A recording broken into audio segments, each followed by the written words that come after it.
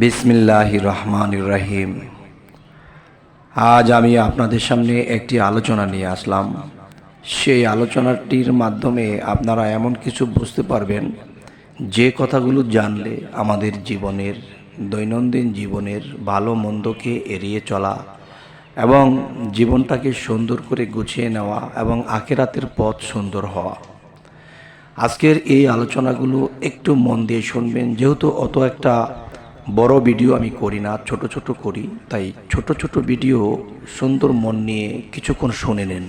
আজকে আপনাদের সামনে যে নামটি নিয়ে হাজির হইলাম সেই নামটি হলো ইয়া রহমানু।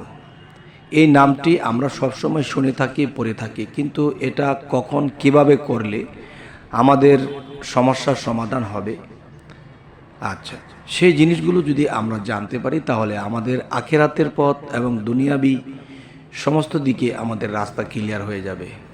যেমন প্রত্যেক নামাজের বাদে এই নাম লিখিয়া 100 বার পাঠ করিলে মনে অলসতা, গ্লানি ও ভ্রম দূর হইয়া অন্যায় কাজ হতে বিরত থাকা যায়। মেশকাত জাফরানে এই নাম লিখিয়া মন্দ লোকের বাড়িতে পুঁতিয়া রাখিলে তাহার মন্দ স্বভাব দূর হয়।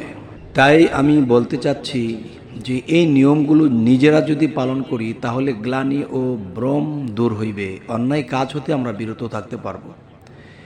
এবং জাফরান দ্বারা এই নামটি লিখিয়া মন্দ লোকের বাড়িতে পুঁতিয়া রাখিলে যদি একজন মানুষ বা একটা ফ্যামিলির মানুষ যদি অমানুষ থাকে আর তারা যদি সত্যকারে মানুষ হয়ে যায়, ভালো হয়ে যায়, তাহলে আল্লাহ কিন্তু দেখা যায় নবী পয়গাম্বরদেরকে প্রেরণ করেছেন, রাসূলদের প্রেরণ করেছেন। কেন করেছেন? মানুষকে সুপথে রাখার জন্য, সুপথে ডাকার জন্য।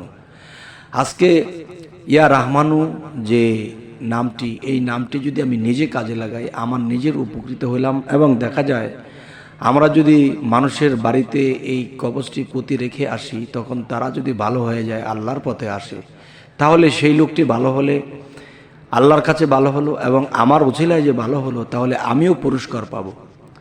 তবে আজকের এই আলোচনা অবশ্যই একটু খেয়াল রাখবেন এবং এভাবে করার চেষ্টা করবেন, এবং পরবর্তীতে আপনাদের সামনে যেন আরও ভালো ভালো এই ধরনের নামের আলোচনা নিয়ে আসতে পারি, কোন নাম জপলে মানুষ দ্রুত অগ্রসর হতে পারে। তাই নতুন চ্যানেল হিসেবে আপনারা যদি সাবস্ক্রাইব করে রাখুন, তাহলে পরবর্তীতে আমাদের এই আলোচনাগুলো আপনারা পেয়ে যাবেন। তো সকলে ভালো থাকবেন। আল্লাহ হাফিজ।